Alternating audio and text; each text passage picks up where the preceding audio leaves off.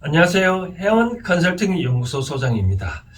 불교 경전 내용 중에 현대적으로 참고할 만한 것을 풀이해드리고 또 현대적으로 응용해보기 시리즈를 하고 있는데, 오늘은 법성계 지난주에 이어서 계속해서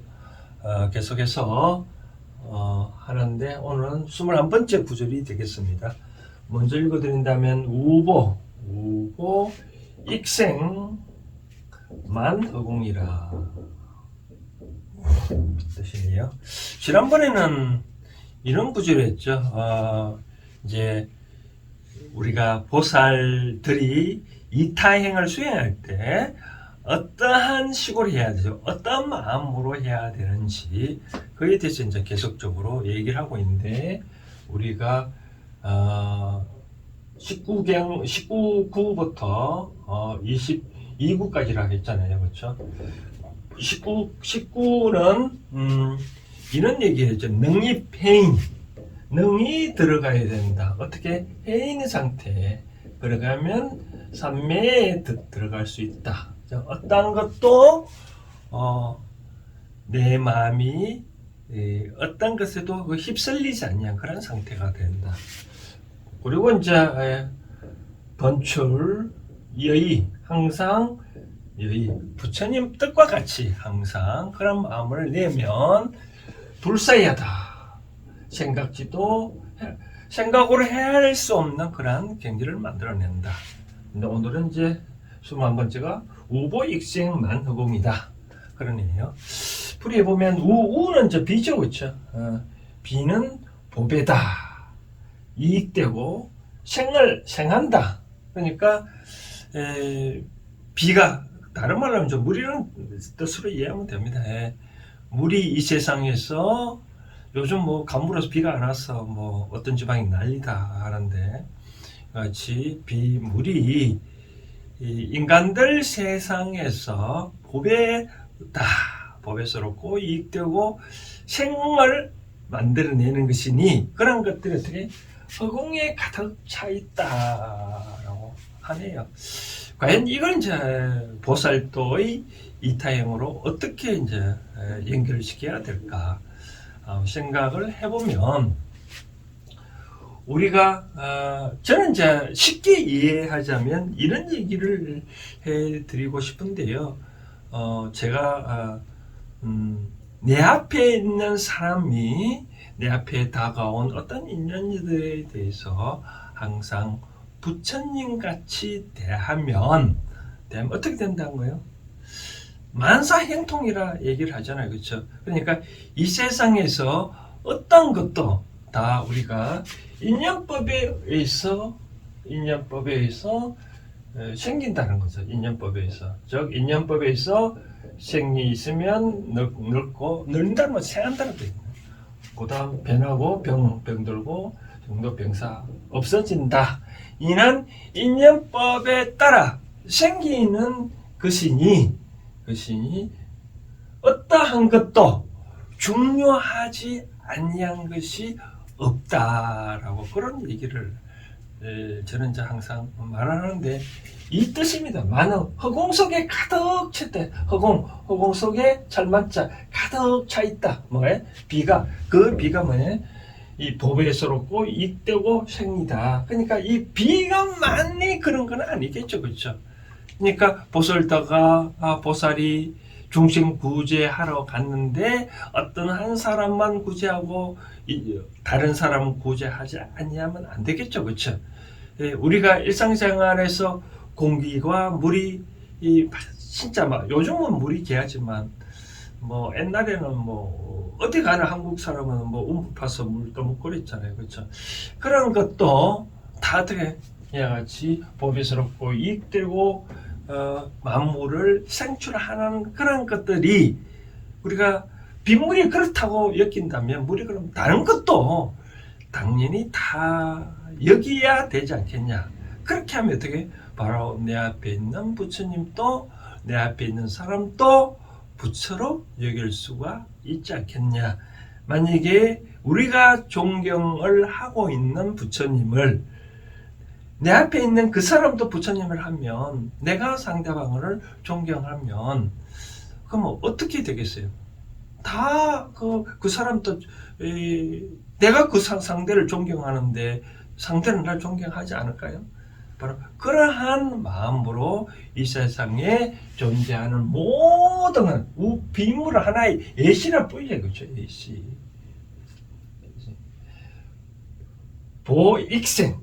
어떠한 것도 다 보익생하다라고 느끼라. 허공 속에 있는 그런 것들, 모든 것들이 차 있는 그런 모든 것들이 바로 보익생으로 여기는 그러한 마음으로 보살도를 해라라고 말씀을 들으신데요. 과연 이제 이렇게 하려면 이제 어떻게 해야 되겠어요? 어떻게 우리가 마음속에 분별심이 없애야 된다라고 말씀드리고 싶은 거죠. 물론 이 동물하고 사람하고 차이 있어서 기본적으로 사람은 분별심이 있기 때문에 이 세상에서 이제까지 동물보다는 성장해 왔잖아요. 그렇죠? 그렇기 때문에 제가 분별심이 갖는 그 자체를 제가 탓하는 건 아니고요. 당연히 사람이니까 분별심을 갖겠죠. 근데 그런 분별심에 생겼다 하더라도 거기에 대해서 집착할 거는 없다라고죠. 집착할 거는 없다. 내가 분별심에 의거 어떤 판단에 분별을 한다는 것은 내 마음속에 어떤 기준이 있죠. 기준. 뭐 각도가 있겠죠. 그죠? 각도. 각이 있겠죠. 쉽게 말해서 이런 경우 있겠죠. 뭐 여러분들 예를 들면 우리나라의 한반도 기준으로 말한다면 이 한반도 기준은 이쪽이 이제 동해전이죠. 동해. 우리는 동쪽이니까 해가 동쪽에 있던 해가 동해. 일본 사람들은 뭐 이거를 걔네들은 뭐 일본 해라고 자페니즈를 하고 또 걔네들 따지면 서해라고 하겠죠. 그렇죠? 그러니까 우리가 이것이 동해인지 서해인지 우리는 기준으로 어떻게 분별할 수 있다. 그런데 거기에 나온 그런 결과물에 대해서는 집착을 하지 마라. 왜? 어떤 것다가 항상 말하면 인연 따라 생기는 거죠. 다 불교에서 말하는 불수자성 수연성이다. 어떤 것도 스스로 자성을 고수하지 않냐고 수연성 인연 따라 이루어진 결과물이니 그에 대해서 집착은 하지 아니하면 아까 말한 대로 이 세상의 모든 것은 다 보익생으로 여길 수가 있는 거죠. 예를 들어서 이렇게 이제 왜 모든 것이 보익생이라고 생각할 수 있냐면 이런 게 있습니다. 예를 들어서 여러분들이 아무리 좋아하는 금이라고 하더라도 금가루를 끓여서 눈에 여면 눈병 나겠죠. 그렇죠? 또 우리 속담에 개똥도 쓸모없는데 약으로 쓰려고 하다 보니 개똥도 안 보인다 하잖아요. 그렇죠?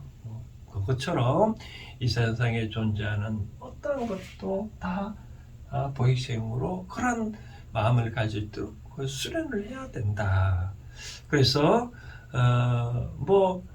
여러분들 마음속에 하여튼 이런 것은 어떤 것도 집착하지 말라고 말씀드리고 싶은데 뭐 우리가 일상에 살다 보면 원하는 것들이 있잖아요. 그렇죠? 뭐 사업이 잘 되기 이루고 싶거나 뭐 시험에 합격하기를 원하는 그런 원하는 바에 대해서 만약에 안 됐다 하더라도 사업에 실패를 했다 하더라도 어떻게 나타난 결과에 대해서 집착하지 마라라고 하는데 그럼 어떻게 마음을 해요?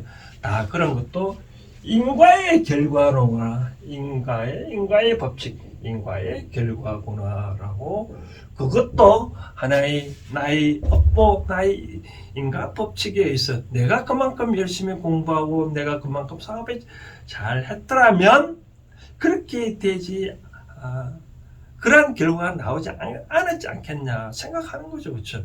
그러니까 내가 사업에 실패했다고 내가 자꾸 그런 한탄을 얘기하지 말고 어떤 좋아하는 사람을 헤어졌다 하더라도 그거에 대해서 나의 업보에서 내가 그동안에 뭔가 모르게 상대한테 잘못했기 때문에 그 사람이 떠나가지 않냐. 그래서 오는 인연 막지 말고 가는 인연 붙잡지 말라고 한 이유가 그런 결과에 대해서 집착을 하지 않냐면 어떤 것도 내 눈앞에 보이는 것은 다 보익생으로 보배스럽고 이익되고 인간의 생명에 다 그렇게 필요한 것들이다 여길 수가 있지 않겠나라고 생각되어집니다.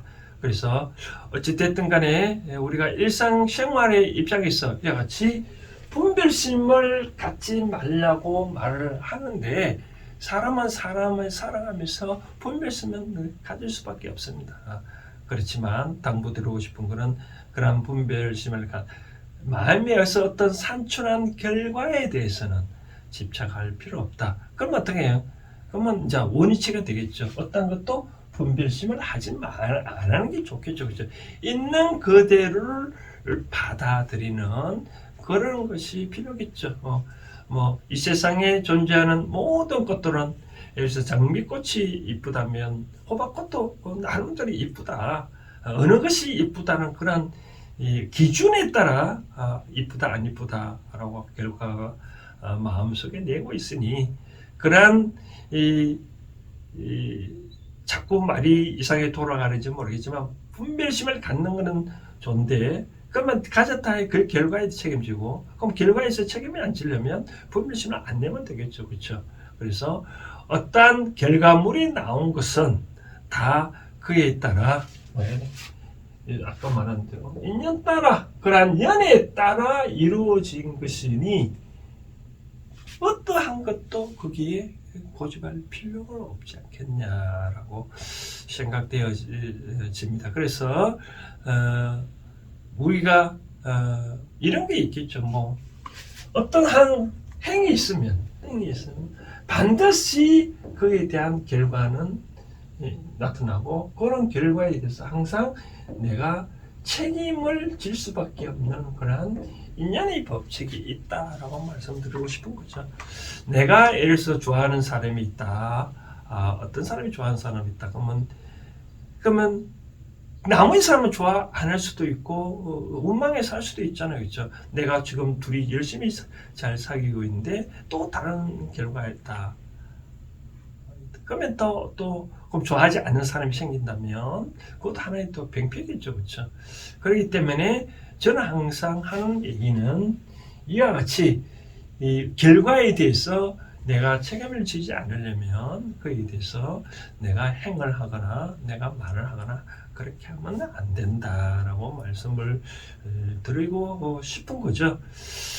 우리가 이제 수행의 단계에 보면 지난번에 제가 4단계까지 제가 이런 단계가 있다라고 얘기를 한 게 있는데 우리 법계의 기준을 보면 4법계가 있고 자 2법계가 있고 그 다음 이제 2사법계가 있고 4사법계라는 게 있다 했잖아요. 그렇죠? 이러한 단계가 있는데 이걸 참고 속으로 얘기를 하면 여러분들이 이제 요 우보익생 여기 만터공이라는 뜻을 쉽게 더 와닿지 않겠나에 대해서 얘기를 드리고 싶은데 부처님은 이렇게 4법계, 2법계, 2사법계, 4사법계인데 4법계란 뭐냐면 이제 요거 사사로 사자, 일사자인데 예를 들면 이제 이런 겁니다. 이제 예를 들어서 남편이 술 먹고 와가 늦게 들어와서 소리 지른다 라고 했을 때 나는 400개의 입장에 있으면 어떻게 행동하냐면 같이 소리 지르겠죠. 왜 늦게 들어오냐 한 방 때리겠죠. 그렇죠? 그 다음 200개의 단계에 도달한 사람은 그냥 그런 꼬라지 안 보고 일찍 자버린다든지 들어오더라도 아무 말 안 하고 들어가 바로 자버리는 그런 게 있죠. 그렇죠?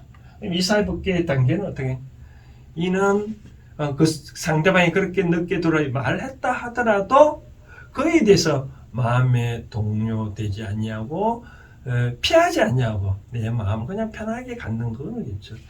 바로 사사 단계는 뭐냐면 그래서 술 먹게 늦게 왔다면 같이 예를 들어서 뭐 북엇도 끓여주고 떡도 한번 두드려주고 그런 상대의 어떠한 행동에 대해서 그에 대해서 내가 내 마음을 그게 현혹되지 않냐고 상대방을 부처님 같이 아까 말한 대로 내 앞에 있는 사람이 이 부처라면 어떻게 하겠어요?